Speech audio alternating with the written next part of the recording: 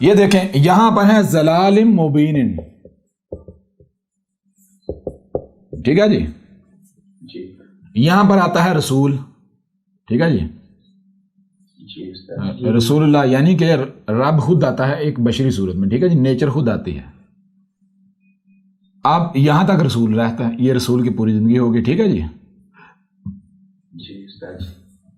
اب اگر بعد میں ضلال مبین آتی ہیں یہاں پر، یعنی کہ 1000 سال بعد، ٹھیک ہے جی، آفٹر 1000 ایئرس، یہاں پر اب یعنی ضلال مبین آنے آئیں گی تو ظاہری بات ہے پھر جو ہے وہ پھر رسول جو ہے وہ رب یعنی پھر آ جائے گا، ٹھیک ہے نا، رب خود آئے گا.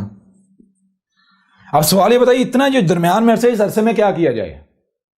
تو اس کے لیے وہی بات کہ یہ جو انسان ہیں، یہ جو بشر ہیں، یہ جو بشر ہیں، ان کے اندر کیا یہ صلاحیت نہیں رکھی گئی نبی بننے والی؟ نبی کسے کہتے ہیں؟ نبی نبا سے ہے. نبی نبا کہتے ہیں وہ علم جو اللہ کے علاوہ کسی کے پاس نہیں. کون سا علم؟ تمہیں دنیا میں کیوں لایا گیا، تم کون ہو، کیا ہو، دنیا میں کس مقصد کے لیے آئے ہو، کیا کرنا ہے کیا نہیں کرنا، فائدہ مند کیا ہے نقصان دہ کیا ہے جی. جس اردو میں کہتے ہیں رہنما. تو اللہ نے یہ جو بشر ہیں انسان، ان کے اندر بھی رہنمائی کی صلاحیت رکھی، رہنمائی کی صلاحیت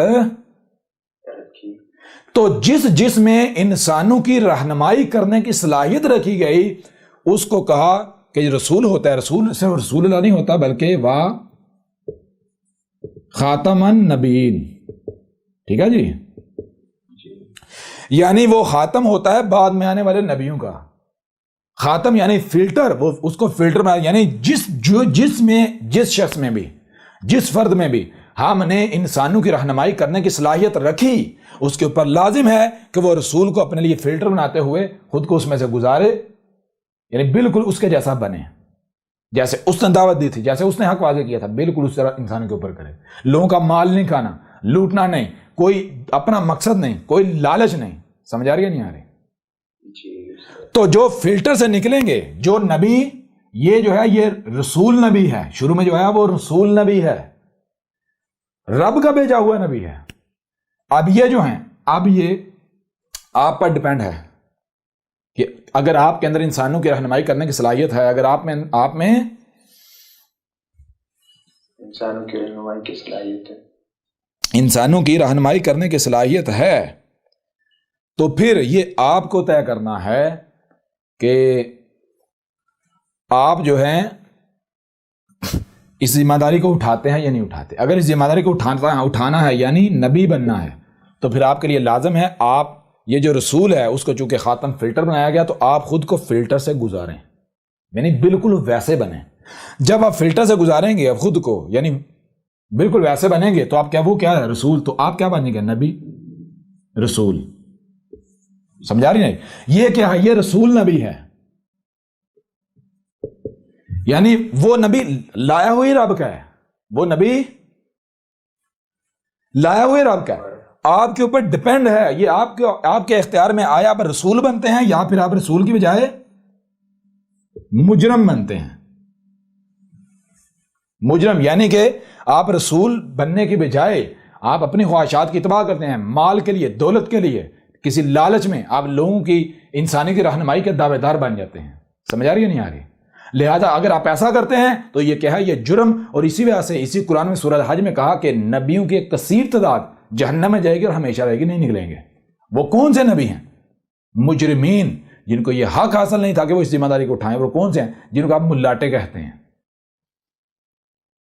نبی اردو میں کہتے ہیں رہنما کو، رسول کہتے ہیں بھیجا ہوا. اب یہ جو مولوی ہیں ان سے پوچھو کیا تم رب کے بھیجے ہوئے ہو؟ کہتے ہیں نہیں نو ہم تو رب کے بھیجے ہوئے نہیں. جب تم رسول نہیں ہو، نبی رسول نہیں ہو، تو پیچھے کا بچتا ہے؟ پیچھے نبی شیطان بچتا ہے. اگر تم رب کے بھیجے ہوئے نہیں تو شیطان کے بھیجے ہوئے ہو نا. جی استاد جی بالکل. ہر شے سے اس کا جوڑا ہے. دو چیزیں ہیں، یا تم حق بول رہے ہو، اگر حق نہیں تم باطل. سچ بول رہے ہو، سچ نہیں. اگر آپ کہتے ہیں میں سچ نہیں بول رہا تو پھر آپ جھوٹ بول رہے ہو. اگر آپ خود مانتے ہو کہ میں رب کا بھیجا ہوا نہیں ہوں تو پھر ظاہری بات ہے آپ شیطان کے بھیجے ہوئے ہو. جی زبردست. تو احمد عیسیٰ رب کا بھیجا ہوا ہے. احمد رضا خود بذات خود رب ہے، یہ رب بول رہا ہے. یہ جو تمہیں سامنے نظر آ رہا ہے یہ 5-6 فٹ کا، یہ رب کی زبان ہے، یہ میں نہیں، یہ میرا ہے. یہاں تک بات سمجھ آئی نہیں آئی؟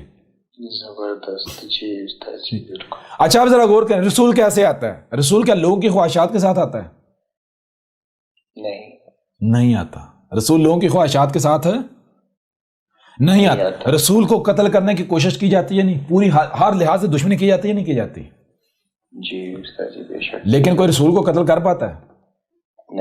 نہیں. کیوں نہیں؟ اگر رسول قتل ہو جائے تو وہ پھر خاتم النبیین یا اس میں اسوۃ حسنہ ثابت نہیں ہوتا. جس میں اسوۃ حسنہ ثابت نہ ہو تو وہ تو رسول ہی ثابت نہیں ہوتا.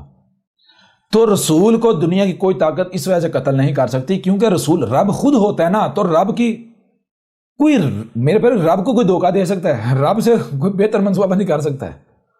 نہیں استاد جی. سمجھ آ رہی نہیں؟ بالکل نہیں. زبردست. اب ہوتا کیا ہے، جو درمیان میں نبیین آتے ہیں، نبیین جو نبیین رسول بنتے ہیں، یعنی جو رسول کے نقش قدم پر چلتے ہیں، بالکل ویسے بنتے ہیں جو حق پر ڈٹ جاتے ہیں، تو ان میں سے یعنی جتنے بھی ہوتے ہیں کچھ کا قذف کیا جاتا ہے، ان کی دعوت نہیں مانی جاتی، اور کچھ کو قتل کر دیا جاتا ہے. قتل کیوں کیا جاتا ہے؟ قتل اس وجہ سے ہوتا ہے کہ وہی چیز آ جاتی ہے کہ جب ان کے اوپر حالات تنگ ہوتے ہیں، جب ان کو قتل کرنے کی کوشش کی جاتی ہے تو بجائے اس کے ڈٹنے کے وہ لچک دکھا جاتے ہیں، وہ مصلحت کے نام پر وہ بچاؤ کا راستہ تلاش کرنا چھوڑ جاتے ہیں. سمجھ آ رہی نہیں آ رہی؟ جی. یہ جو ان کا جرم ہوتا ہے، اب اس جرم کی سزا انہیں اس دنیا میں دے دی جاتی ہے. جب تم نے یہ جرم کیا بجائے تم نے ڈٹنے کے، تم مصلحت کے نام پر تم نے یہ کیا، لہٰذا اس کی سزا تمہیں بھگتنا پڑے گی. سزا کیا؟ قتل ہو جائیں گے. سمجھ تاکہ اب یہ رب کی طرف سے ان کی رحم ہوتی ہے کہ ان کا پیچھے جو اتنی محنت ہے وہ ضائع نہیں کی جاتی، ان کو جو جرم ہے اس کی سزا یہیں دے دی. لیکن جو قتل کرنے والے ہیں مجرم ثابت ہو جاتے ہیں. تو یوں اب آپ کے اوپر یہ بات واضح ہو جانی چاہیے، جو سوال آپ نے کیا تھا کیا آپ کے اور محمد کے درمیان کوئی اور رسول نہیں؟ وہ جو نبیین ہیں ایک نہیں بہت سارے آئے، لیکن ان کو کیا کیا تھا؟ قتل کیا جاتا، ان کا قذف کیا جاتا رہا. ٹھیک ہے نا؟ جی استاد جی. اور یہی وہ وجہ ہے جس وجہ سے آج یہ خود کو مسلمان کہلوانے والی اس حالت سے دوچار ہے، ذلیل و رسوا ہو رہے ہیں. اس کی وجہ کیا ہے؟ چھوٹی سی مثال میں آپ کے سامنے رکھتا ہوں. چھوٹی سی مثال میں آپ کے سامنے، مثال کے طور پر آپ کو کسی ایسی جگہ پر لے جایا جائے، آپ کی آنکھیں بند کر دی جائیں، آپ کو کسی ایسی جگہ پر لے جا کر آپ کی آنکھیں کھول دی جائیں جہاں کے بارے میں آپ کو الف بے بھی نہیں علم، آپ کو نہیں پتا کہ آپ کو کہاں لے آیا گیا. وہاں پر قدم قدم پر آپ کا دشمن گات لگائے بیٹھا ہوا ہے. وہاں پر بہت سارے رستے ہیں، ہر رستہ آگ کی طرف جاتا ہے، تباہی کی طرف، ہلاک کی طرف جاتا ہے، سوائے ایک رستے کے جو کہ پتہ نہیں کون سا رستہ ہے، کدھر سے ہو کے جاتا ہے اور بعد وہ رستہ منزل پر جاتا ہے. میں آپ سے سوال کرتا ہوں، وہاں سے آپ نے نکل کر اپنی منزل پر پہنچنا، کیسے پہنچیں گے؟ کس طرح پہنچیں گے؟ جی وہی جس کو راستے کا پتہ ہو. آپ کو وہاں پر رہنمائی کی ضرورت ہے، رہنما کی ضرورت ہے. کس کی ضرورت ہے؟ رہنما کی ضرورت ہے. رہنما کون ہو سکتا ہے؟ کوئی ایسا ہو سکتا ہے جس کو وہاں کے بارے میں کچھ بھی علم نہیں ہے؟ نہیں. یا پھر رہنمائی صرف تو وہی کر سکتا ہے جو وہاں کے انگ کا علم رکھتا ہے، علم رکھتے ہیں، جس کو پتا ہے کہ کون سا رستہ کدھر جاتا ہے، کس رستے پر کہاں پر کتنے اور کون سے دشمن کس طرح سے گات لگائے بیٹھے ہوئے ہیں، کس طرح سے وہ حملہ ور ہوتے ہیں، کس کو پتا ہے کہاں کب سے کس طرح نکلنا ہے، کس طرح منزل پر پہنچنا ہے. سمجھ آ رہی نہیں آ رہی؟ جی استاد جی. اور وہ کون ہوتے ہیں؟ وہ نبیین. یہ دنیا بالکل ایسی دنیا ہے، اس دنیا کے بارے میں آپ کو کچھ نہیں علم کہ اس دنیا میں عزت کیسے حاصل کی جاتی ہے، بلند مقام کیسے حاصل کیا جاتا ہے، آپ کو کچھ نہیں علم.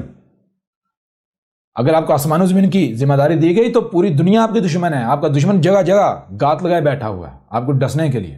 ایسی صورت میں اگر آپ کا رہنما آپ کے سامنے آتا ہے، آپ اسے کہتے ہیں جا ہم تیری نہیں مانتے، ہم تیرے پیچھے نہیں چلیں گے، تو کیا دشمن جو ہیں کیا اس موقع سے فائدہ نہیں اٹھائیں گے؟ ان کو نہیں پتا ان کو رہنمائی کی ضرورت ہے. کیا دشمن آپ کا رہنمائی کا لبادہ اڑ کر آپ کے اندر آئے گا یا نہیں آئے گا؟ جی استاد جی بالکل. وہ رہنمائی کا لبادہ اڑ کر کیا آپ کو منزل کی طرف لے کر جائے گا یا پھر آپ کو کسی کھائی کی طرف لے کر جائے گا، تباہی کی طرف لے کر جائے گا؟ تباہی کی طرف. جی تو یہ چیز ہے، جب رہنما آتے رہے جو اصل واقعہ رہنما تھے، جو سچے علماء تھے، جو حق تھے، انہوں نے ان کا کفر کیا، ان کا قذف کیا، کہا ہم تمہاری دعوت نہیں مانیں گے. کیوں؟ کیونکہ وہ ان کی خواہشات کے ساتھ نہیں آئے، ان کی دعوت ان کی خواہشات کے اوپر ضربیں پڑتی تھیں. سمجھ آ رہی بھی نہیں آ رہی؟ یہ یا تم کا قذف کر دیتے تھے ہم تمہاری دعوت نہیں مانیں گے، ان کا مذاق اڑاتے ان کو تشدد کرتے، یا پھر ان کو قتل کر دیتے تھے. جیسے مثال کے طور پر بہت مشہور واقعہ ہے جو جسے حسین بن خلاج کہتے ہیں، یہ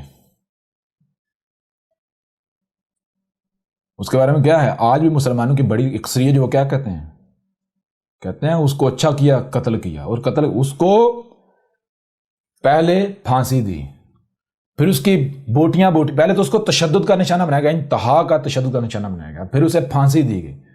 پھانسی پر اکتفا نہیں کیا، اس کے بعد اس کے جسم کی بوٹیاں کی، پھر بھی اکتفا نہیں کیا، اس کی بوٹیوں کو جلایا، پھر بھی اکتفا نہیں کیا، اس راکھ کو ہوا میں اڑایا، سمندر میں بہایا. جب آپ اپنے رہنماؤں کے ساتھ جو نبی ہیں واقعتاً رب کے بھیجے ہو، جب ان کے ساتھ آپ ویسا کریں گے تو آپ کیا سمجھتے ہیں آپ کو عزت ملے گی، بلند مقام ملے گا، یا آپ ذلیل ہوں گے؟ یہی تو بنی اسرائیل کے بارے میں قرآن ذکر کرتے ہوئے کیا کہا، قرآن میں کیا اساطیر الاولین واضح کیا، بنی اسرائیل اس وجہ سے ذلیل ہو گئے تھے کیونکہ وہ اپنے انبیاء کو قتل کرتے رہے، قذف کرتے رہے. ان کا ساری بات ہے جب آپ اپنے رہنماؤں کا جو آپ کے سر رہنما ہے ان کا قذف کریں گے، ہم تمہاری دعوت نہیں مانیں گے، تمہارے پیچھے نہیں چلیں گے، کیوں؟ تم ہماری خواہشات کے ساتھ نہیں آئے، ہم تمہیں قتل کریں گے. جب آپ اپنے رہنما کا قذف کریں گے، اس کا قتل کریں گے، تو مجھے آپ خود بتائیں نا، آپ کہاں جائیں گے؟ اوپر جائیں گے، نیچے جائیں گے؟ نیچے. بلند مقام پر جائیں گے یا پھر ذلیل ہو جائیں گے؟ ذلیل ہو جائیں گے. جی. تو جیسے بنی اسرائیل ذلیل ہوئے، بالکل سیم ٹو سیم یہ خود کو مسلمان کہلوانے والے یہ ذلیل ہوئے. اور جو ان کا دشمن ہے یہ ملاٹے، یہ ان کو اپنا رہنما بنائے ہوئے، ان کے پیچھے ابھی تک ان کو عقل نہیں آئی کہ ان ملاٹوں نے انہیں کہاں لے آئے. ان کو دنیا کی ذلیل ترین مخلوق بنا دیا ان ملاٹوں نے. پھر بھی ان ملاٹوں کے دفاع میں کیسے آگے ہوتے ہیں؟ بجائے یہ کہ ان ملاٹوں سے پوچھا جائے، بجائے یہ کہ ان ملاٹوں سے سوال کیا جائے، پوچھا جائے کہ یہ تم ہم میں کہاں لے آئے، الٹا ان ملاٹوں کا دفاع کرتے ہیں. سمجھ آ رہی نہیں آ رہی؟ جی بالکل استاد جی، بالکل. ہے عقل کی بات. ایسے لوگ عقل مند ہو سکتے ہیں؟ اور پھر ایسے لوگوں کا انجام کیا ہے؟ انجام تو پہلے سے طے شدہ واضح ہے، ہلاک ہوں گے. دنیا کو طاقت انہیں ہلاکت سے نہیں بچا سکتی.